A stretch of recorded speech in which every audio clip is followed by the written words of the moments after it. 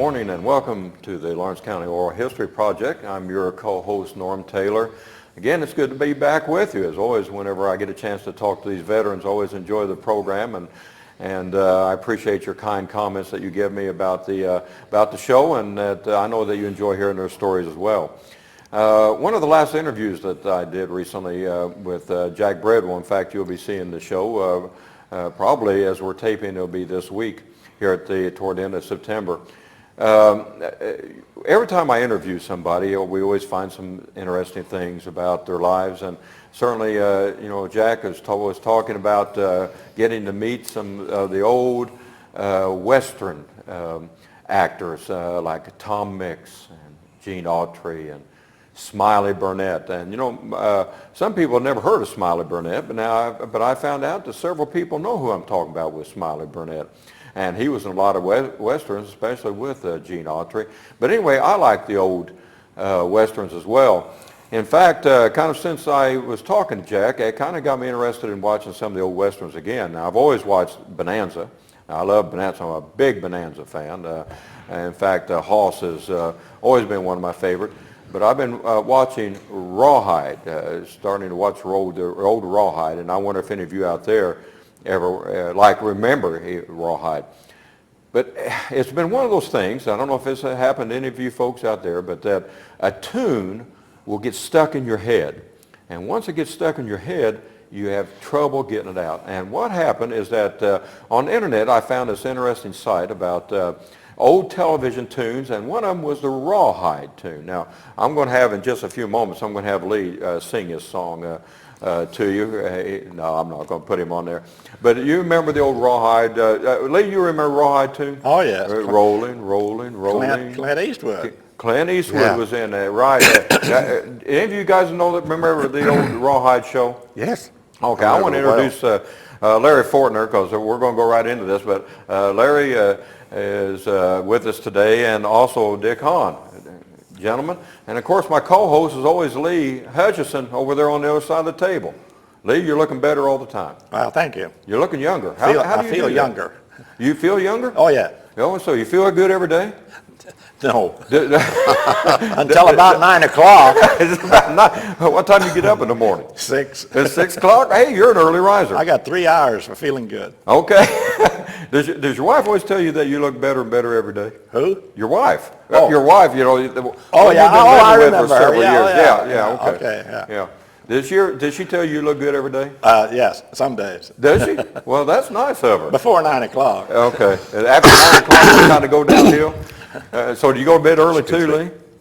Yes. Okay. So all of our people out there, they want to know really intricate details about the lives of our people. Secrets of long life. Our co-host is an early to bed and early to rise type of person. Okay. And looks better until 9 o'clock. Then he starts going downhill. Well, for my guests, I won't say that about you, but thank you. Because I've been working with Lee for a while. But okay, back to Rawhide, guys. Okay, now it probably was in the late 50s, the early 60s when Rawhide was popular, Clint Eastwood. Do any of you remember what Clint Eastwood's name was on Rawhide? What his Rowdy. Name? Good. Okay. Do we have any kind of prize that we can give to them? I don't think we don't have a game show going on, but Rowdy was it. Now, there was also somebody, good, you're on a roll now, Larry, but who was Wishbone? Do you guys remember ever Wishbone? He was the cook, wasn't he? He was the cook. My goodness, Larry, you are good at that. Well, I'm a Western fan, really. I watch all those the old ones too? Besides Love Bonanza and obviously Rawhide, what else did you like? Gene Autry, of course. Yeah, and Roy Rogers. And Roy Rogers. Yeah. My favorite was Gene Autry. My brother's was Roy Rogers. So. Okay. Did you like any Gunsmoke or? Yeah, I love James Arness and Gunsmoke. Yeah, well, yeah, you know these guys. Who else back then? What other westerns was back then? Have Gun Will Travel. I don't know if any of you remember that one or not, but Boone. They were great ones. Yeah. These were great shows to watch, and fortunately because we've got cable now and satellite and DVDs, we can watch these old ones again. Claude Akins, a local boy, Claude Akins was in a lot of those 30 or more of those Westerns. He sure was. First And- time he came back to Bedford, he was telling about learning to ride a horse, how to hang on to that saddle till he got shot, got him shot. Yeah, you knew, you'd met, or you knew Claude Akins. Yeah, we were didn't you? locker buddies in high school. Oh, you- we oh, I didn't know that. We went through high school together. He was in our class of 44. That's right. Yeah. So what was he like in high school? Just a regular Would you have guy. known that he was going to be a famous actor? Would you ever guess that? Well, yeah, all the way through high school, he was in drama. Yeah. And he went to IU one year in drama, and then he went off to Northwestern. Mm-hmm. But that was his goal, and he was just an ordinary guy. But he always talked about wanting to be in the movies. Well, he just always wanted to act. Okay. He was in Broadway plays, and he toured with an acting group. Yes. Did quite a bit of that. I believe he actually, I can remember, he played with some of the biggest, I mean, like John Wayne. I think he was in Oh, yeah, the movie with yeah. John Wayne there. Yeah, he was in about he was the villain in a lot of them. Right. And I saw him in Old Bonanza series. I mean, this guy, he was a fantastic actor, and it did do a lot of those Westerns. Do you guys remember Smiley Burnett? Sure. You remember him too, with Gene Autry. I think they said he was in something like 60 different kind of movies back then. But fantastic shows back then, the old Westerns. I sure enjoy them. Larry, you were raised around Bedford here then, all your life? Yes, I was raised across the river. Oh, you I was on the you were on the south side? Yes. Now, is that the Ohio River or the White River? just a white. White River? So you were Mitchell then? Yes, I went to Mitchell School. Went to Mitchell High School. Okay. About what years did you go to Mitchell High School? Well, I went there in, that's been a long time. I went to high school. I went to Burris Consolidated School, then went to high school. I was, Would have been the 1950s? yes, 1950, let's see, I went into service in 57, so 53. Okay. Yeah. Hearing by that time they'd probably consolidated or starting to come over to Mitchell during that time period, right? Or maybe before then. Yes. Yeah. Yes. Or, no, it wouldn't have been yet. Probably No, would have I been think maybe it a was little bit after later that. than that. It Maybe was in the early later than after I 60s. left. Yeah. Hearing came in a little bit in the early 60s, I think, a little bit later. So they weren't there by the time. They were still here in high school by then. Yes. Yeah. Mitchell High School, did they have the Persimmon Festival going on then? Sure. Yeah. So it probably was in the early part of it. Probably, I don't know if that was in the 1940s or whenever the Mitchell Persimmon. It's been around for a long time. Yeah, But it you has. remember going to it. Oh, yes. Yeah. I think it was in the 50s. It was in the 50s? I think George Bishop was superintendent of schools, was one of the first organizers. Oh, the Mitchell Persimmon Festival. Yeah. Well, that's been a long-running festival, been a great thing for the community. Well, Larry, what was it like growing up in Mitchell back in the 1950s, Well, late 1940s? I lived across the river. We had a little farm up on old 37 South. I had 6 brothers and a sister, Yeah. and it was a lot of fun. We had, we did a lot of putting up hay and stuff like that in the summertime because, well, we're such a big family that, we'd work, and when we got paid we give the money to our mother to buy clothes and stuff like that for her because, Yeah. and Money was I had a tight lot at of fun, times, huh? a lot of fun, and there was a lot of big families back then too. Did you like growing up on a farm? Loved it. It wasn't a big farm. We only had something like 10 acres, 12, something, but we had chickens and cows and pigs, but we mostly worked for everybody else, putting up hay. And Did you prefer, you think, to live on a farm other than in town? Would you Sure. ever want to No. live in a big city? no, No. So you liked having the freedom of a farm then? yeah, loved it. Well, what about all the responsibilities on the farm, though? Yeah, You didn't mind the work there? no. Yeah. What kind of, when you were a kid, what kind of things would you do to earn money? Putting up hay, you probably did that for some other farmers and stuff? Yes. Yeah, and we did that as well when we were growing up. Pick watermelons, rake leaves, anything. Also, I had a trapping line. Okay. I used to trap for rabbits. Uh-huh. Did you do any good? Yeah, skin them and sell them for 35 cents. The fur for 35 cents. Boy, you made a lot of money. Yeah, that was big money back then. Larry, are you a millionaire? Not quite. I just wondered if the rabbits brought you, started the fortune and fame. Didn't make it? No, I didn't make it. I'm sorry. That's why I was in the Army. Okay. You went in the Army to be a millionaire? Well, I was going to make more money. I'll put it that way. Okay.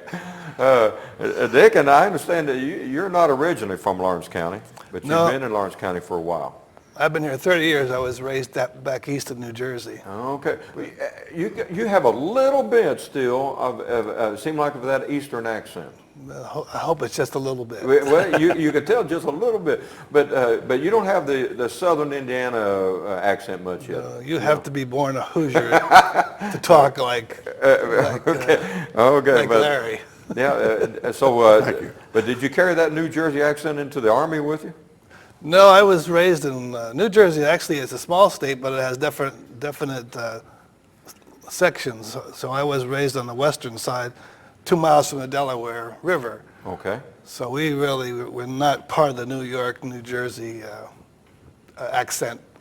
Yeah. If you lived near the cities, it was clearly people had accents, but we were more of a farming community. My dad was an iron miner. Oh, okay. And then Now, there was a mine near where you lived at? right in our town. Okay. New Jersey has some of the best iron, and this was underground mining. So it's either mining or dairy farming. Yeah. And it was a very rural area. How far would you have been actually from New York City? 55 miles. So not within an hour, then Yeah. you'd have been to New York City. So I think I went to New York in my first 18 years once. So even though we lived close, as far as my parents were concerned, that was another world. Did New York, the citizens of New York City, I've heard that they think differently about the folks in New Jersey. Did you ever see that to be true? Did they like you say, it was kind of another world to go to New York City, wasn't it? Right. Even though you're just an hour away. I think I went once with my dad to go see Sonia Henney, who was a great ice skater, Olympic ice skater, and that was it. But the city life is dramatically different than a farming kind of life. Yeah. And so they were different, but there was nothing, like they say on Seinfeld, there's nothing wrong with that. Yeah. Well, I've just been in New York City once, but I was driving in it, and I quite honestly, I don't think I want to do it again. It was an experience, So, Right. So you kind of got a rural background as well.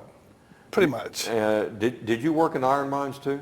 No, I went to college. Okay. I learned fast that from what I saw of the iron miners, it was a lifestyle that I wasn't prepared for. I wasn't as tough as those guys. Did your dad discourage you or encourage you or say much about, did he want you in the iron mines or want you out of the iron mines or? Well, I think all parents want their kids to do better. And iron mining was very, very tough.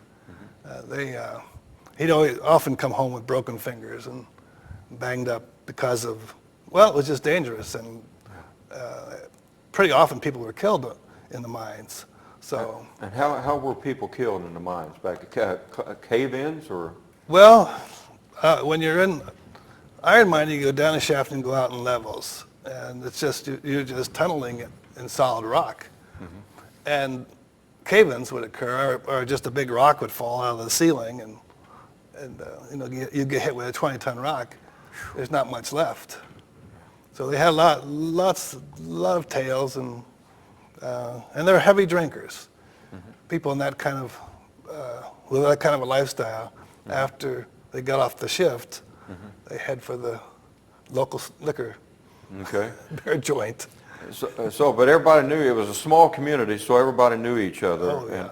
Now, if, did you actually know any, were involved with any cave-ins during the time of your upbringing? Well, friends' dads. I didn't know them, their fathers, but I knew their kids. Yeah. And they would, so it was something that you lived with. There's only about 2,000 people in the town. And you're right, maybe 150 miners.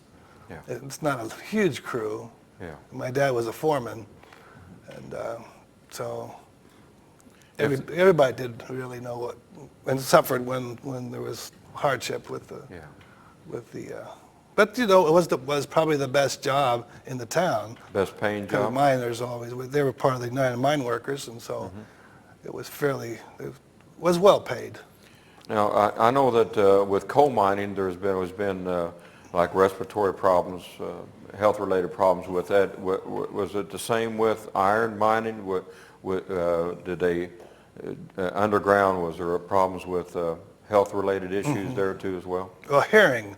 My dad said, because he was a driller, he said, imagine a 12-gauge shotgun going off next to your ear every second, every time that drill pounds, because it's a hydraulic drill. He says, and he couldn't hear very well.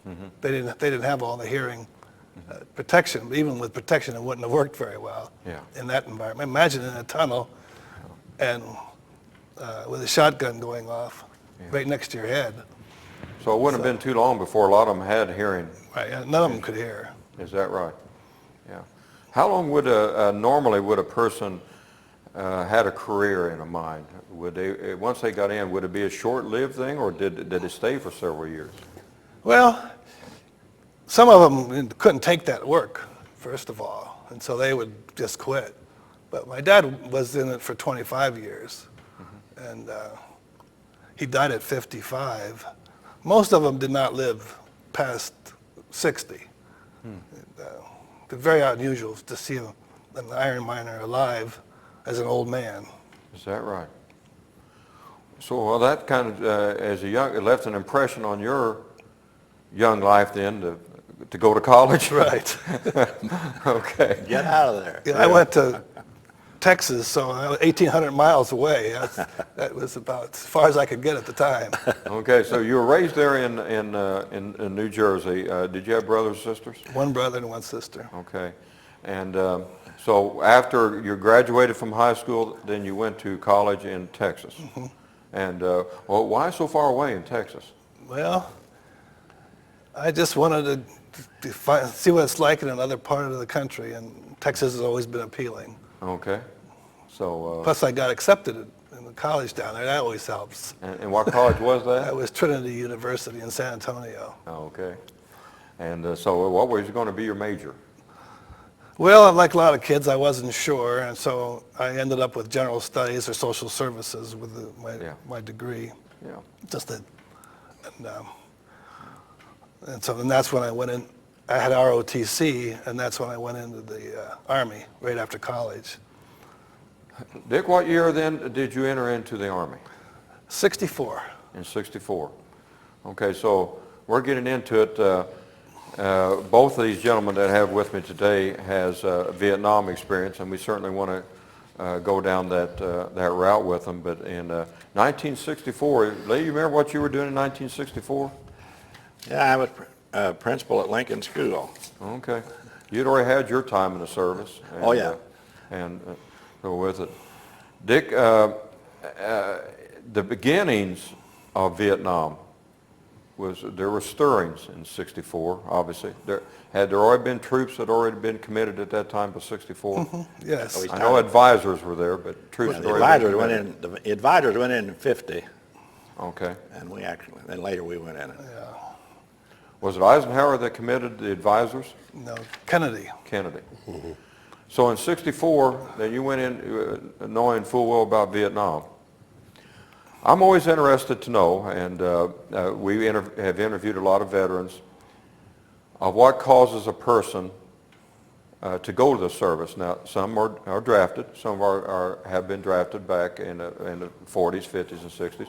Some volunteer. Were you drafted, or did you volunteer to go? Well, I was in ROTC for 4 years in college, and then after you graduate college, with an ROTC commission, you have to serve 2 years active duty. And so it's not a question of, I mean, it's just, it occurs with what you've committed to. Because in ROTC, the last 2 years in college, you're paid by the military. Not much. I think it was $27 a month. Oh, you're getting rich. But Yeah. that, I've got 2 millionaires on my show today. Definitely. But really, when you're a college kid, 27 a month is important. Right. In fact, it would take care of all of them, pretty much my monthly expenses as far as, tuition, not of course tuition or room and board, but sundry things that you need to live on. And so, and that's one of the reasons, well, and at that time at Trinity, it was compulsory. The first 2 years you had to go into ROTC, that was required. Oh, okay. And the second 2 years, the last 2 years, that's voluntary. So I volunteered to continue with ROTC, knowing I would be commissioned into the Army at the end of that. ROTC is a pretty good program, isn't it? I think so. I enjoyed it. It's no longer required by colleges like it was back then, but especially in today's economy, a lot of kids are not really sure what they want to do, and so the ROTC helps them in college, and then it gives them direction after they finish college. At least they have 2 years or 4 years or whatever commitment they have, and in order to, because even when you finish college, a lot of times you don't know what you're going to do. Exactly. Yeah, I'm fully aware. When I graduated, I graduated with a history degree, but then I thought, okay, well, now what am I going to do with it? And I was sitting next to 2 guys at my graduation that had psychology degrees. Now they say, okay, well, now what are we going to do with it? But so it kind of gave you direction then, Right. to have that the ROTC training at that time. That wouldn't be too bad to have some kind of. I know other countries have, like after high school, have some kind of like a year or 2 years. I'm thinking like Israel and Germany and some others have some kind of program where you kind of come in, and that wouldn't be too bad of a deal, would it? Sometime for some people. No, they have. Kind of. For instance, IU had ROTC for the Air Force, and they report to the Air Force Association on our meetings, and they actually get summer work and everything. They get summer training, they get everything, and plus the salary, plus the little stipend. Right. But you're right, so many people don't know what they're going to do after college. Right. Because they're encouraged to take easy courses and without a license. I always say, if you're going to college, get a license. Be able to do something. Right. And So they would be giving you a lot of career kind of advice and guidance during that that's it. time You got as well. thousands of careers in the Right. armed forces. Right. Larry, so did you join up or were you drafted? I joined. Okay, and why did you join up? Well, I don't know. I just always wanted to be a soldier. And speaking of history, our history teacher was in World War II. And once in a while he'd tell stories. And I don't know, he just seemed that's the thing I wanted to do. So. Can you remember anything that really sticks in your mind of the stories that he told of World War II? No, not really. But he was something obviously he was pretty proud of, his service in World War II. Definitely. Yeah. And do you remember where he served at in World War II or anything like that? he served in the Far East. Okay. And so he would have had some stories to tell. yes. And he told not a lot of about the battles, but about relationships and stuff like this, and how they made it and stuff like that. It was really interesting. So do you? It's something I wanted to do. Do you think as a young boy that you started thinking about this, of actually someday serving in the military? Sure. I wonder how often, we've talked about Westerns, but like the World War II movies that came through, the very patriotic World War II movies that was happening in the 1940s, and of how much this would have influenced people back then. What do you think, Lee? Well, I think that's the purpose of films. We live in a democracy, and a democracy has to be protected. Yeah. And so there's some teachers that teach that, Yeah. and young people understand that our country is the best in the world, but everybody else can be the enemy. And down through the years, different countries have been our friends, and then the next war they'd be our enemies. Right. And then, Yeah, a good example of that was Russia was an ally of us in World Yeah. War II, wasn't Yeah. they? And then, but it wasn't long afterwards that we went into a Cold War with them for we've years. fought with them ever since. Yeah. But the movies back in World War II, which were very patriotic, very, the Sands of Iwo Jima, and some of those movies that, John Wayne, made, to a young man, that would have been very appealing and something that left a mark, wouldn't it? Well, and it's a source of income. Yeah. Everybody doesn't go to battle. When you're in the armed services, a very small percent actually get into combat, but a large percent will be in combat zones. Yes. But a large percent will be supporting and back in a safe area, supporting those who are fighting. Yeah. A fellow pointed that out to me the other day. Right. That is a good point. So Larry, where were you taken to as far as your basic training? Where'd you go? Fort Leonard Wood, Missouri. Okay. And did you enjoy your basic training? No, sir, I did not. What was? Well, just tell me how you feel about this now, Larry. What did you not like about basic training? Well, about everything, I think. I don't know. Well, I It mean, was the just exercise wasn't a and the word. food, or getting up early, or I'm sure the sergeants was were something nice to you. Weren't Yeah, they? the sergeants were very nice. That was the one thing I enjoyed. I don't know, it just I guess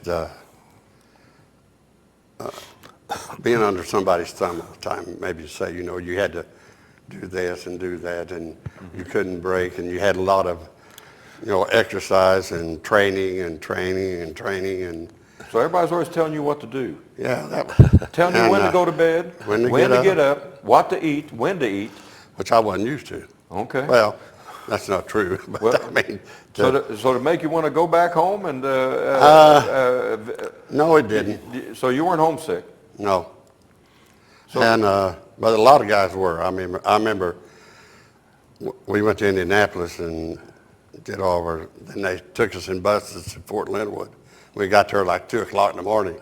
Well, they issued all your stuff and everything. They didn't care what time you come in. Yeah. You didn't go to bed. You had to. Yeah.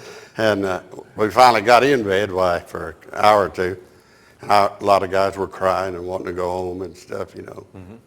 I wasn't one of them. No. But you didn't like it too well. I didn't like it starting out really basic training. Yeah. You got used to it, I guess. After 3 or 4 weeks, I fell in the routine like everybody else. Who were you assigned to, Larry? What was your battalion or group or?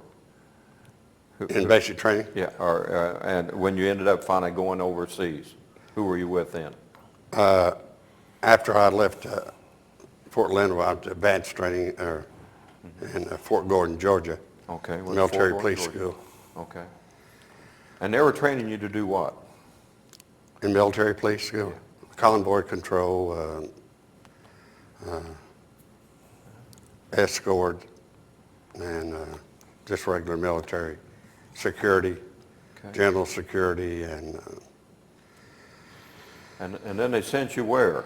After Georgia? they sent me, I graduated in November, and they sent me to Fort Lewis, Washington, to get on a ship to go to Korea. Okay. And about what year would that have been, Larry? Oh, gosh, 56. So this would have been not too long after the Korean conflict. We call it Korean War.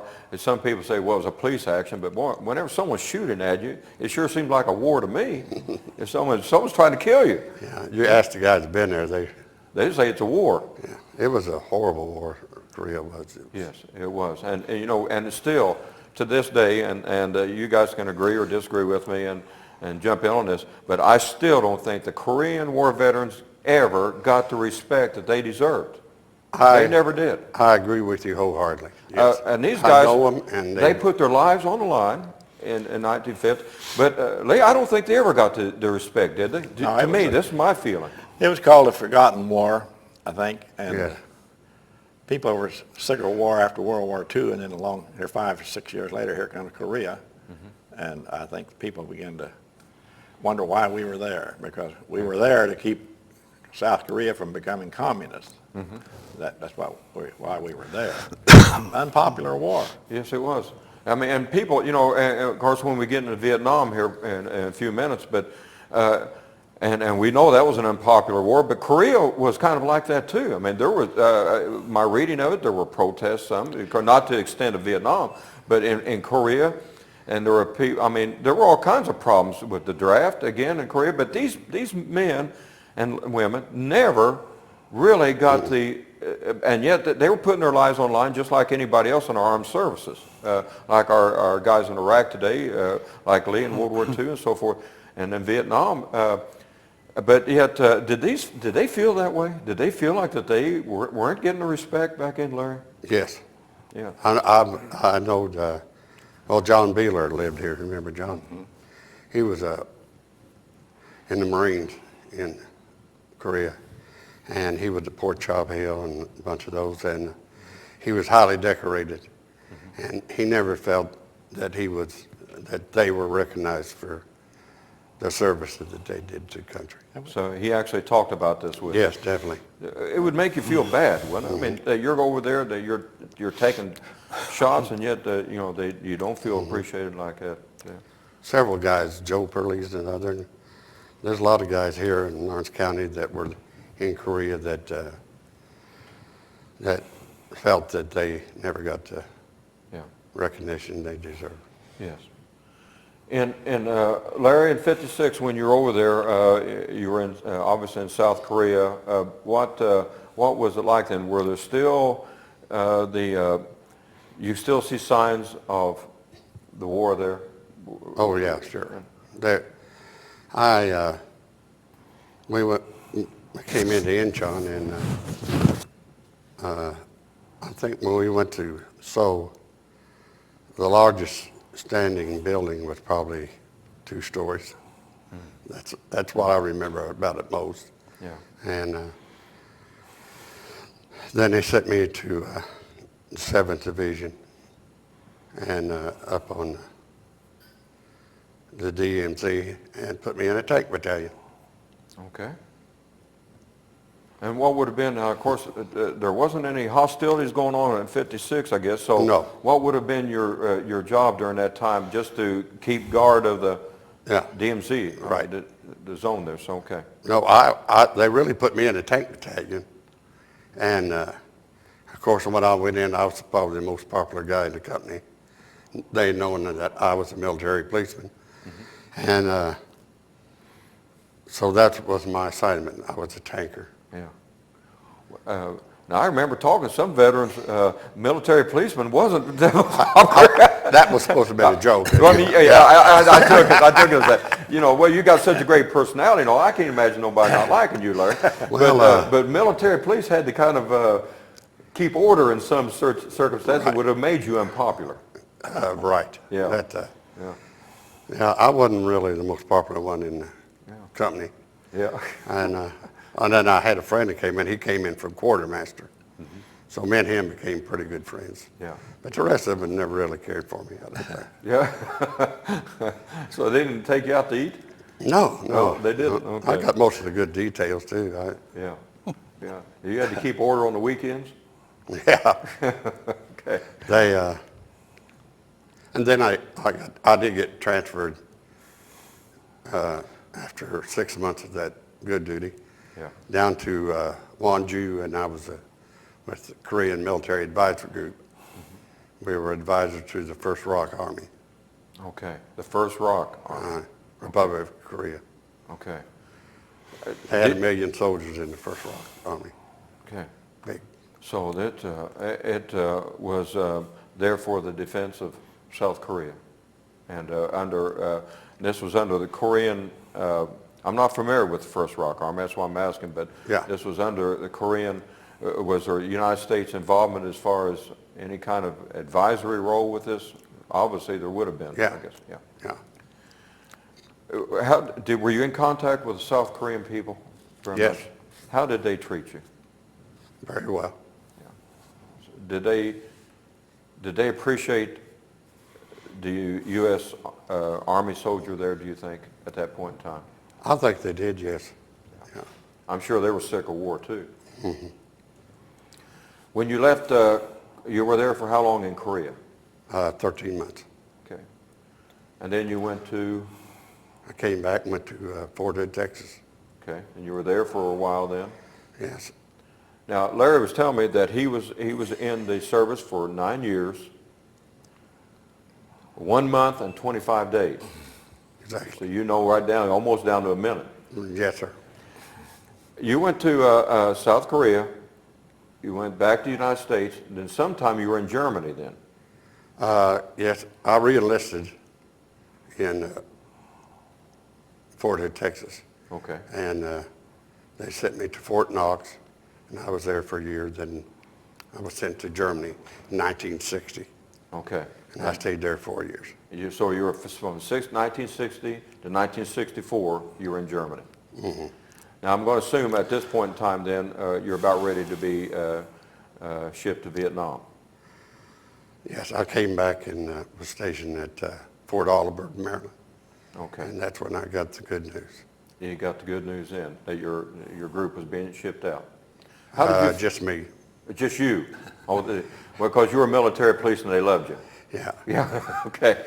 No, in our company, there were just 2 or 3 of us picked. They just, I don't know who did the picking, but Yeah. I was lucky.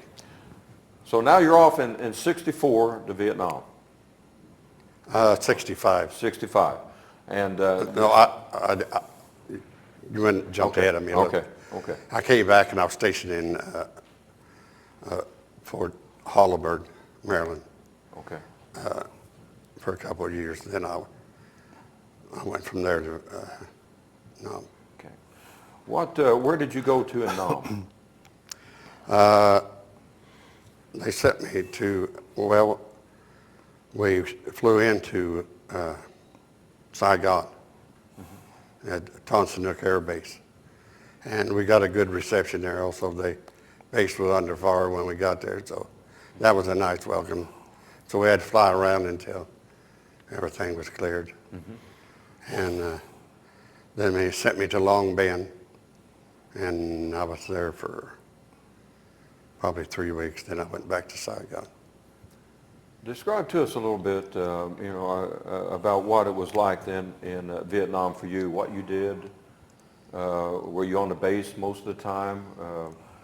Were you one that ever had to go out into the field?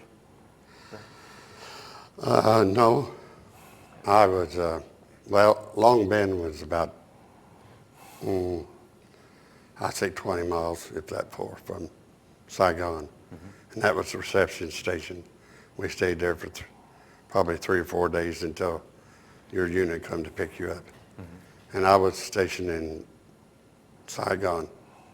And my first duties were security for General William C. Westmoreland. Oh, okay. And I stayed with him for 4 months. Then I went to general security for the Saigon city. And in that, the city was divided into 4 sections, and I had one of the sections for my patrols. How did you find General Westmoreland? He was overall commander, correct? Yes. In Vietnam at that time. How did you find him? What kind of a man did he seem to be like to you? Very determined person, and he seemed like a good person. He always would talk to you or greet you when he came by and stuff like that. And one thing about General Westmoreland, I thought that when he was relieved and sent back, that he had got the short end of the stick at force, being a commander. That's the way I felt about it. How come, Larry? Well, then on the reporting of the casualties and stuff, he was blamed for softening the casualty list. Oh, okay. And he did just what he was told to do, I think, and he did what the uppers told him. But he was very dedicated to the troops and stuff, and always traveled. Was he respected by his men? You feel Definitely. like? Yes. So His aide at the time was Captain Carpenter, and he was in the 1st Infantry Division, and he was being overrun by the Vietnamese, and he called napalm in on his position, and he was nominated for the Congressional Medal of Honor. And he was his aide, and I got to know Captain Carpenter very well. And of course, he wanted to go back to combat. He didn't want to stay, and he said all he did was carry his briefcase. But yeah, and he thought very highly of the general. yeah. How did you find Saigon at that time? What was it like, the city of Saigon? Well, a lot of people described it as Chicago back in the days of Al Capone. Is that right? Oh yeah, the VC did anything to.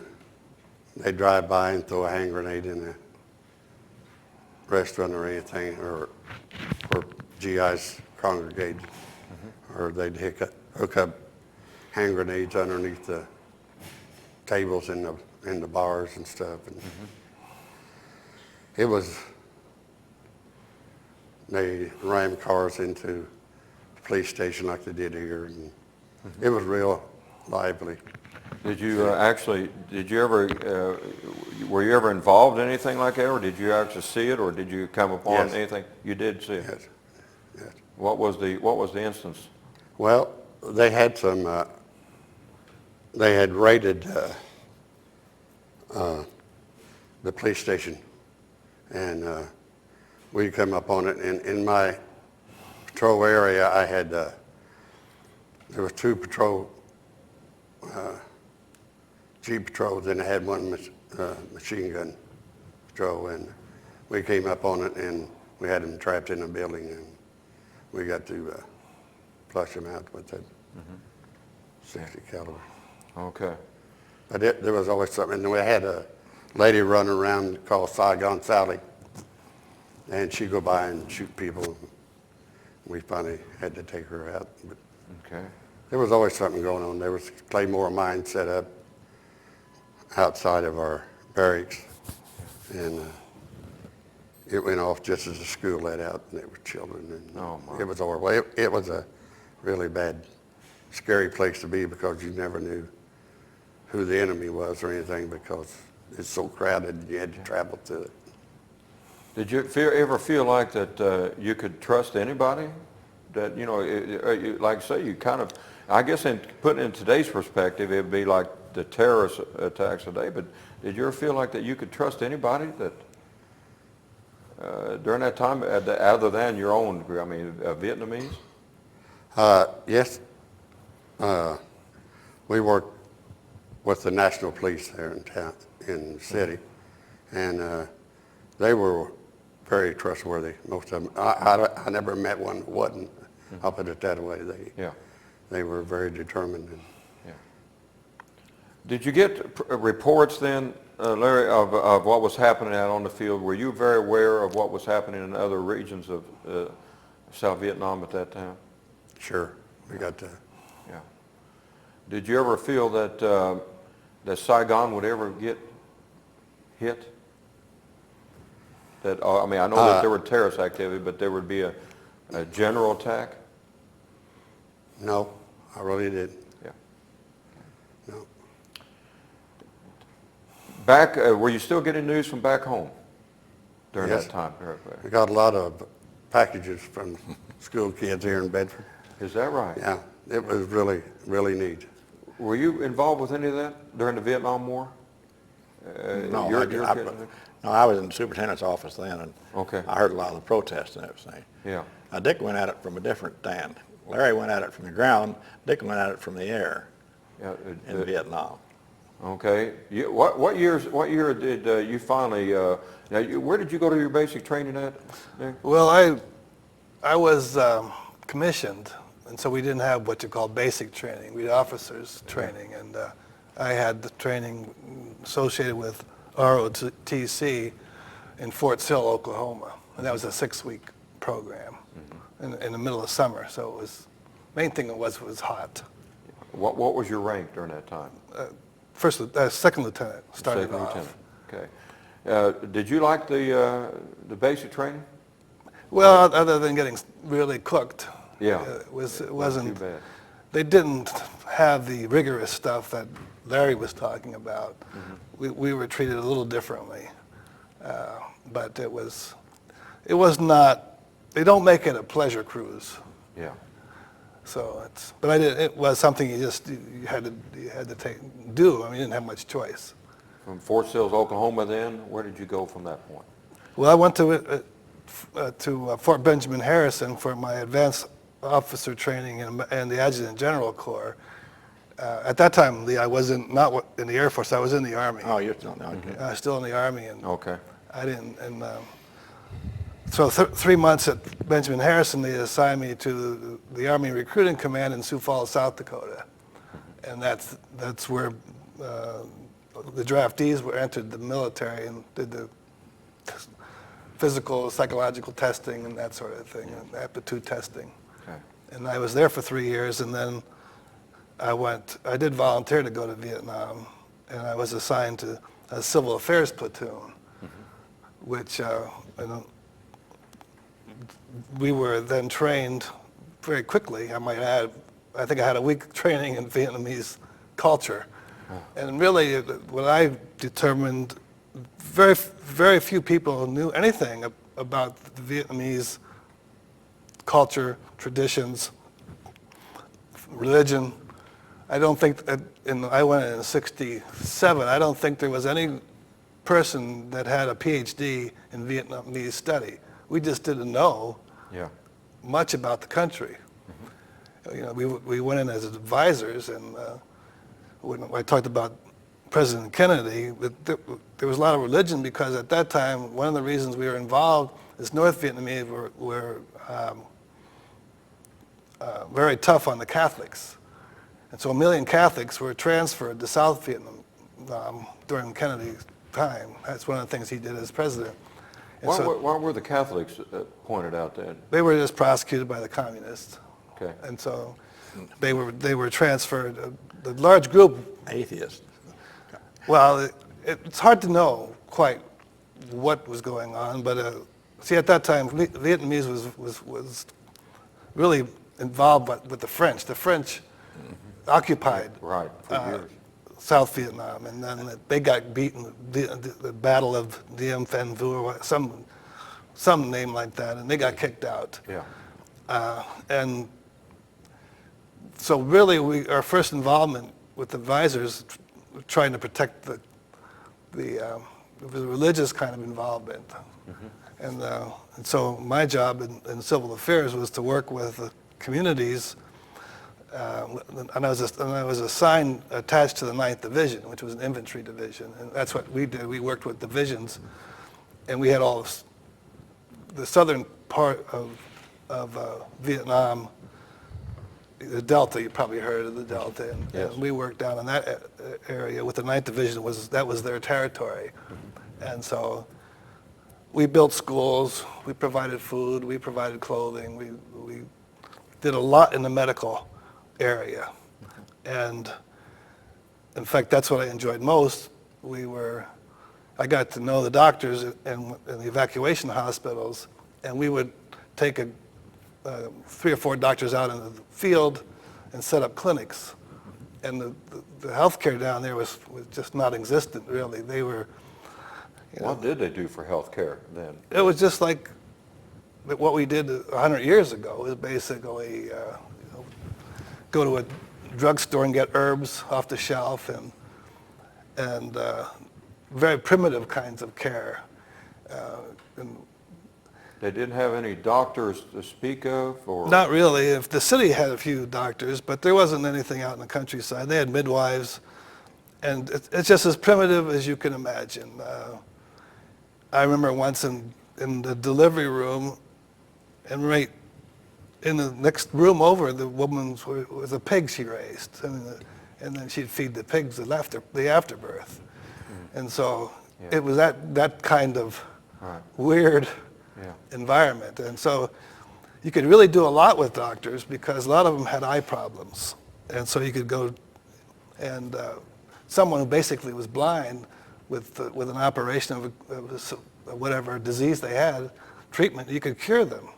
I mean, these were curable diseases that they had, but they had no access to medical profession. So that made a big impression, and probably was the most effective work we did was in the medical.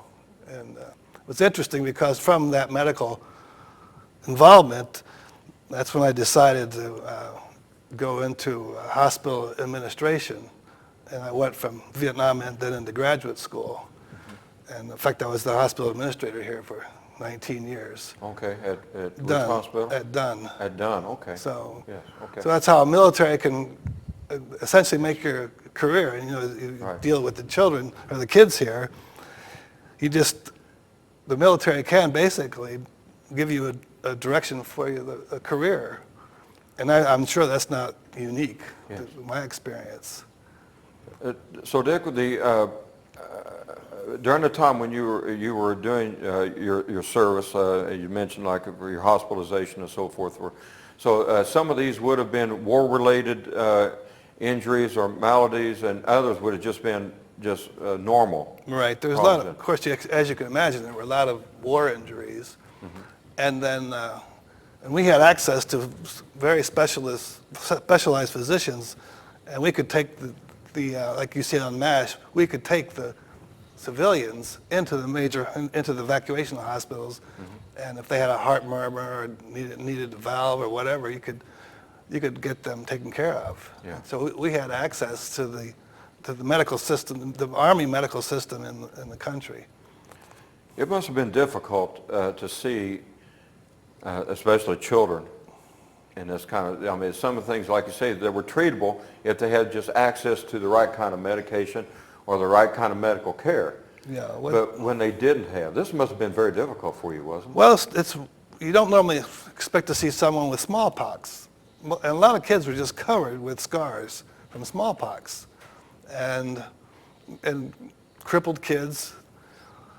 It would be like any third world country. That's the kind of thing you would see where there's a lot of places in the world where they don't have really good access to medical care. Yeah. And over there, it was similar to that, but I mean, the people that you worked with, they had dirt floors, they lived with their chickens. I mean, it was it wouldn't be that different from the United States 200 years ago. This was an agriculturally based society. I mean, this is where they received income. Income would have been through agriculture based, right? Yeah, pretty much. I mean, you didn't have your factories, anything too much in this area where you were at? They had some rubber plantations down south. And of course, fishing's a big thing.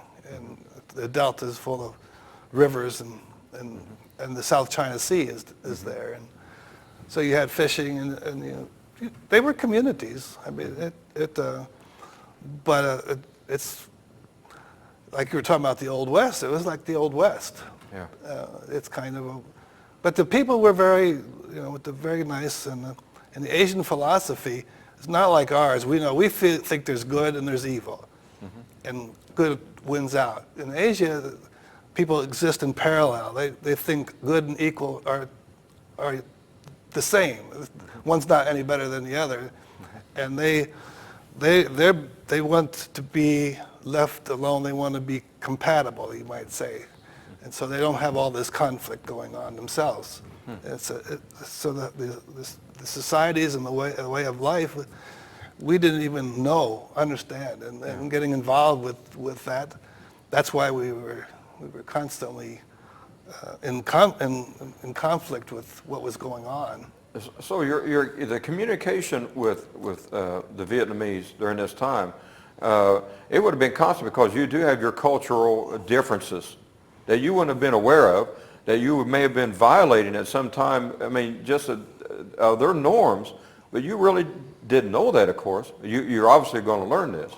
Right. You don't. But this would have caused conflict in itself. Right, and the type of war that we fought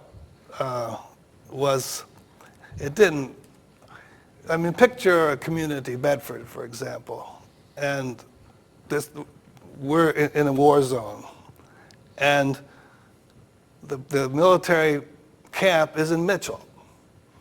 So during the day, you're relatively safe because we have patrols in Bedford. Mm-hmm. But at night, everybody goes to Mitchell. And the Vietnamese then, the Viet Cong, have complete access to the city, to Bedford at night. And if you're the mayor and you've been a little bit too cooperative, you won't wake up in the morning. Mm-hmm. And so put yourself in that situation. Obviously, not only do you have a cultural problem, they don't have trust with the security. Mm-hmm. Because that's in a lot of the areas. Now maybe in Saigon they had a little more presence at night. Yeah. But in the areas where I worked, the villages were basically abandoned during the night. And so... Where did they go? Who? The villagers. Well, they had to stay in the village. And then even if they, with the threat, but I mean, there would have been times when were the raids into the villages then at night, like you say, and the Viet Cong. Yes. Right. They had complete access at night to basically the whole country. Yeah. Because the military basically went back to their base camp, mm-hmm. where they were secure. Mm-hmm.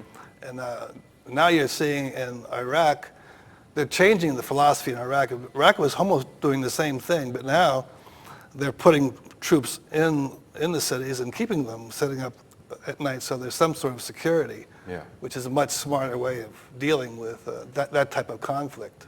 Dick, was there times where you really didn't feel very safe? The thing is, I don't know if you've ever gone into a place like Harlem in New York, but if you've ever been... Actually, I did. If you've ever gone to a place, I used to work in Newark, mm-hmm.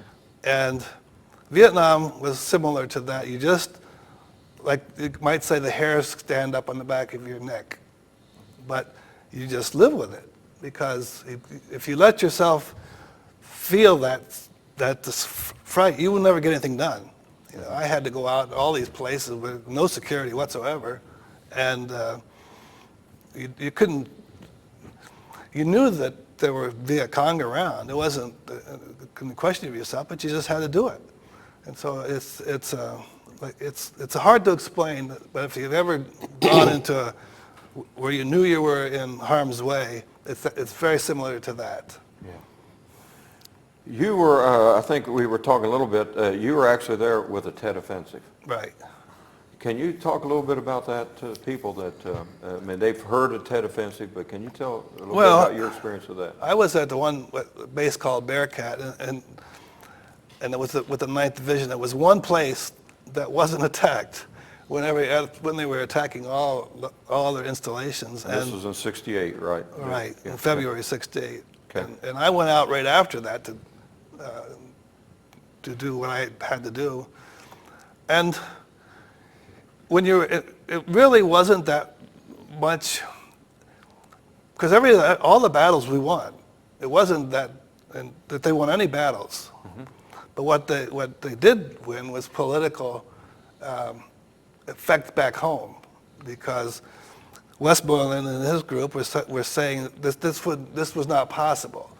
You know, there was just no expectation for a countrywide concentrated attack, a coordinated attack. Mm-hmm. That wasn't expected. Yeah. And so just the logistics of pulling off this attack was what was so effective for political purposes. Mm-hmm. From a war point of view, every battle we won, mm-hmm. and decisively. Yeah. And really demoralized the Viet Cong tremendously. But Ho Chi Minh wasn't really interested in that outcome. What he wanted to tell the country was sort of like the World Trade Center's business. You know, a tremendous message that you thought this is impossible. Was Tet a total surprise? Well, I don't know. how are you surprised when you're in war and you get attacked? I mean, really, it's not a surprise because that's what we were doing over there. We were attacked all the time. Not a countrywide coordinated attack, but there was attacks going on all over the place. I mean, it was a war, and so I wouldn't say we were surprised. Because one of the things I had to do down there in security duty, I had perimeter. I was patrolling, of the perimeter of Bearcat. I was the officer in charge of you were always prepared for an attack. You had to go make sure that everything was ready. So being attacked is not a surprise. I mean, if you were surprised, you were in trouble. And so, again, none of the commanders, I don't think, were surprised. In fact, I really, in a kind of perverted way, they sort of look forward to that because then they can prove what they can do. The worst thing that with Vietnam was there's jungle warfare. That's what if we were not prepared for anything, it was jungle warfare. But we were definitely prepared to defend the base and to have military maneuvers on a large scale. I mean, that's what our army was trained for. So the very thing where they basically met us on a scale that we could deal with, they really never had a chance. So from my point of view, it was all just a political. Okay. Was basically the attacks at night? Well, they started at night, but they went for a couple of days. It was a full fight. It was a basic war. I mean, they just came with all they had, and they got beat. Right. War where you didn't know the enemy, and no uniforms, you didn't know the enemy. It was a completely different war from everything we'd ever fought, just like Korea, and it's just like now, war on terror. I want to ask you, you've been through all this, how did that affect your belief in God, your religion? Did you come out of there? Well, they always say, God is always in the foxhole. I don't think there's any question about it. I made it back. It strengthened your beliefs, definitely. Gentlemen, and again, before we leave Vietnam, is there one specific thing that really stands out in your mind about your time in Vietnam that, above all others, maybe in relationship with people or something that you witnessed? Or Larry, was there any specific thing that you've always thought about of your time in Vietnam? I think the explosion that came, a Claymore mine that went off outside our barracks that killed so many children. The school had just let out and the kids and they'd put it on a bicycle and set it across the street. And the kickstand had moved down and it went straight out instead. They wanted it to go up and hit the front of the building. And all the kids, we called for ambulances, and they had a few snipers out, and I don't know, they sent us a pickup truck to get the kids in. They didn't even send ambulances.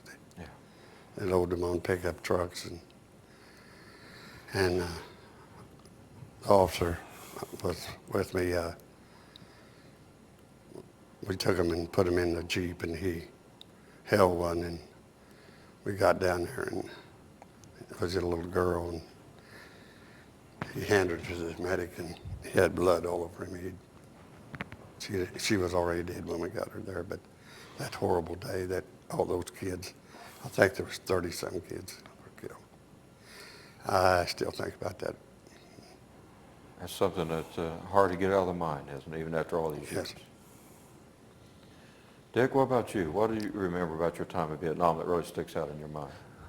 Well, I think that from a little different perspective, it was a war fought with what they call getting your cards stamped if you were an officer. And battalion commander, for example,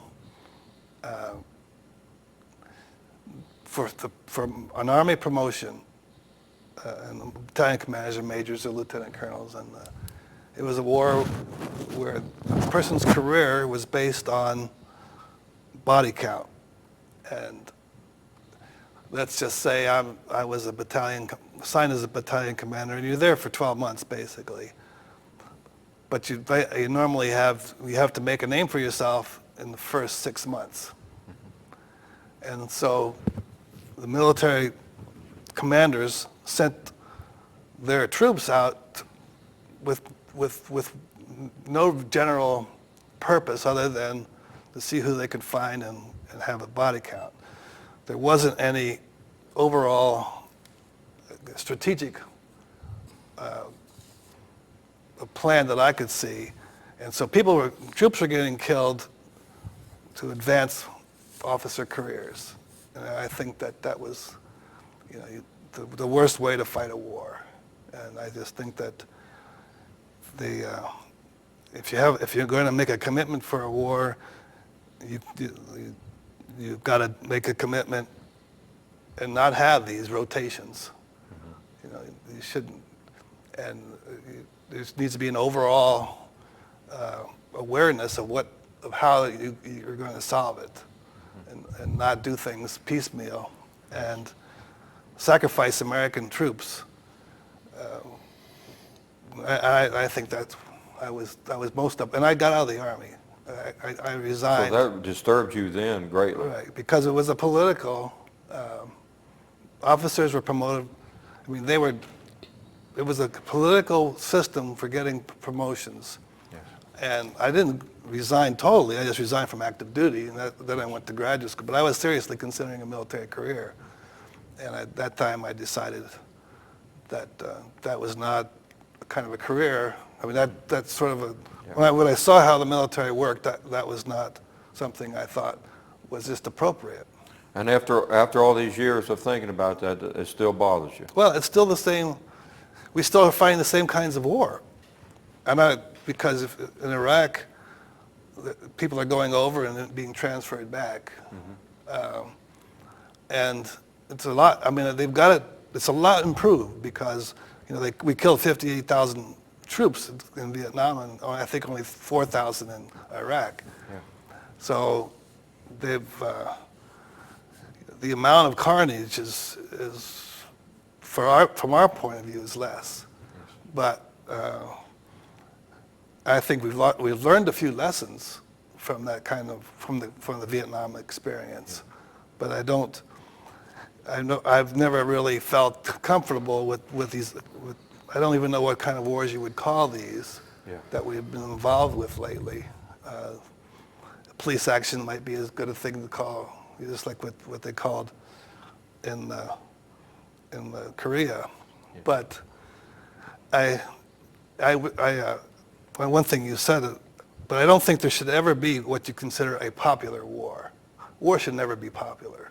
War should be the last thing this country ever enters into. Yeah. And only when we're clearly, I think, attacked and we have to defend our country. As far as wars that have mixed reasons for, that they should be very clear and have a very clear national interest before we commit our soldiers in harm's way.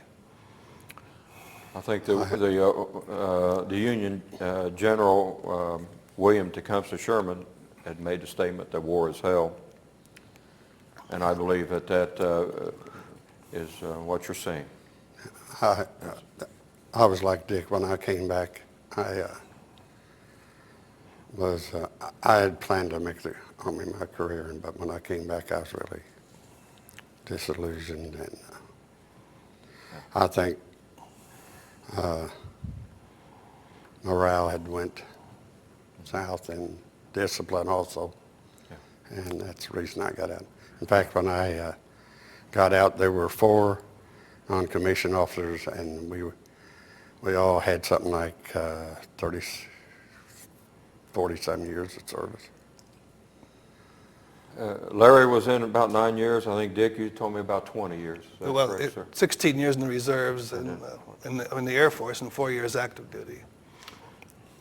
Gentlemen, I know before we leave, Dick, you also brought some pictures, and these evidently were younger. Now, you look like a young guy of only about 25 or 30 right now. So do you look younger in these pictures? Can you hold them up and let the people see these? Keep them up there, and then let's see if we can get this. Yeah, this picture. guy on the right here, that's when I was 25. Okay. And who was the other gentleman with you there? Well, when I was in recruiting duty, we had visiting officers. This guy was from Pakistan. Okay. Visiting over. Boy. And the other, when things we would do, well, this was a school that my platoon was involved in building. Okay. It's not, you can see it's not too elaborate, but I would take care of a couple hundred kids. And this was where at now? In Vietnam. In South Vietnam, okay. Yeah. Okay. So- And that's something, a sense of pride there, isn't it, of accomplishment there? Yeah, there is no question the country, and with our technology and our expertise, we're able to make a difference. Yes. It's just that we have to pick the method of doing it. And that's because we can get into philosophical discussions forever, Yes. but we are able to do remarkable things as the United States. I think Dick has brought up a good point that I want to make before I let Lee talk, because I know I'll never get it back. But you know, the soldiers and the people that have been were in Korea, World War II, no matter whether stationed in Vietnam, Iraq, wherever it's been.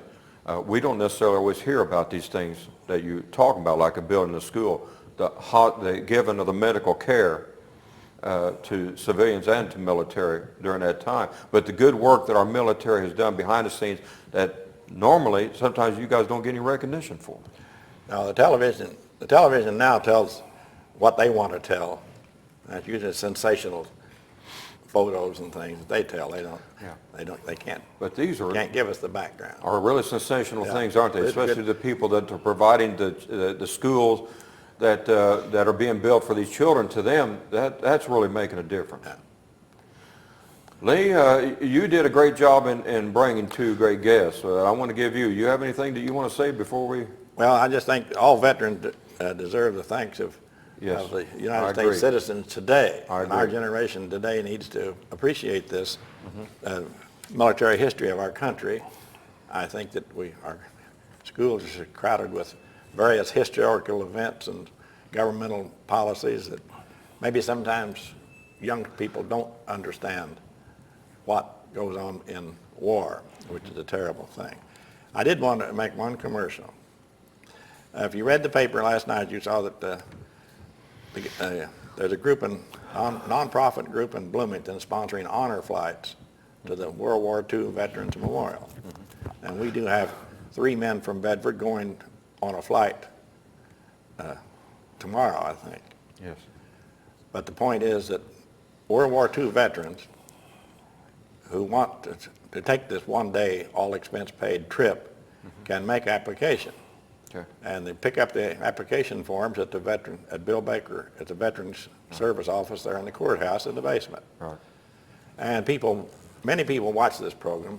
I've had great compliments, and so I would ask those people to tell World War II veterans they might know, relatives, etc., about this opportunity.